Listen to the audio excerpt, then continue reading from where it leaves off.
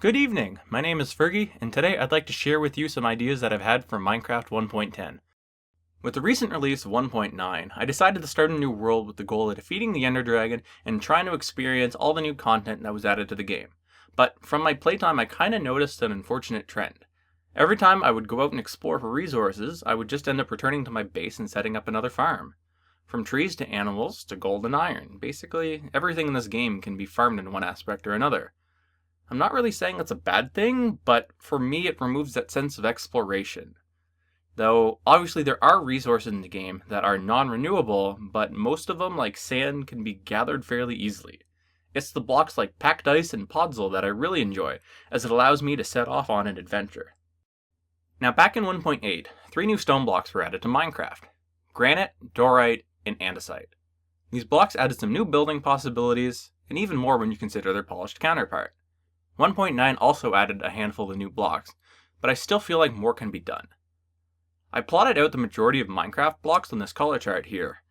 For the most part, the blocks fill out the spectrum, but if we take away partial and unobtainable blocks, blocks that have a function, blocks that can be burnt or melt, and blocks that simply catch fire, we are left with a lot less to work with.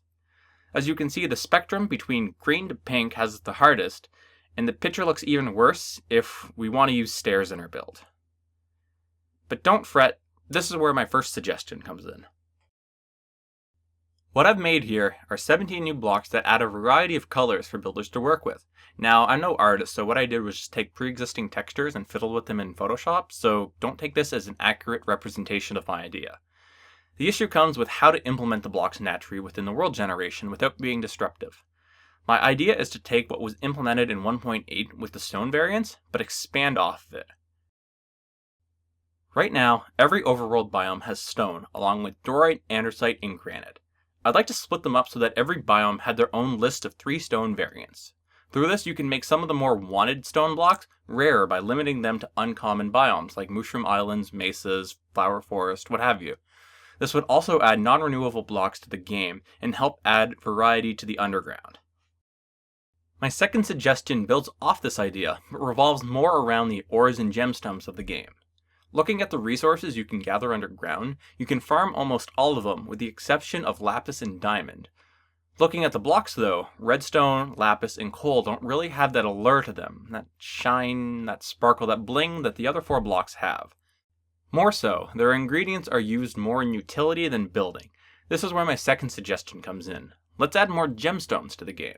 Here I present ruby, citrine, sapphire, amethyst, and onyx. Most of the textures come from stuff I found online when googling resource packs, so I don't take claim to any of these.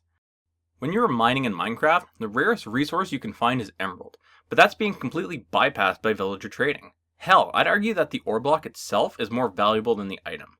With these new blocks, we would be able to introduce items into Minecraft that would be rare just for the sake of being rare.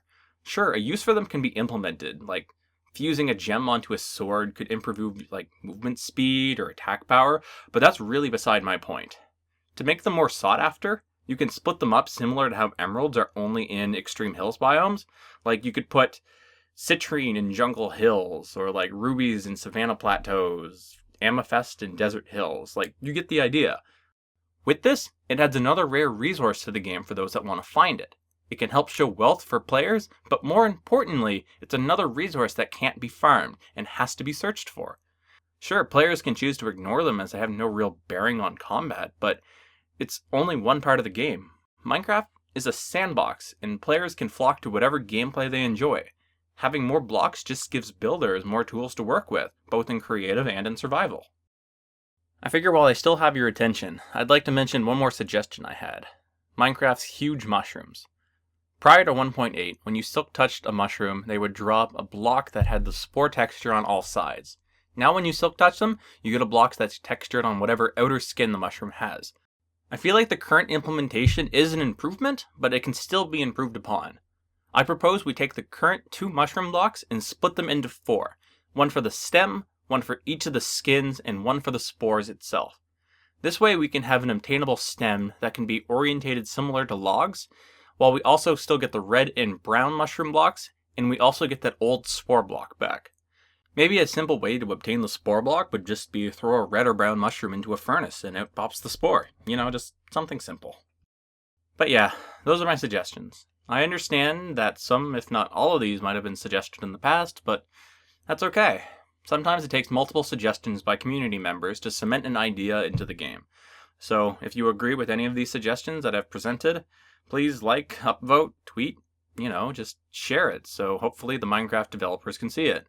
I know it would be a long shot, but any and all exposure helps. My name is Fergie. Thank you for your time.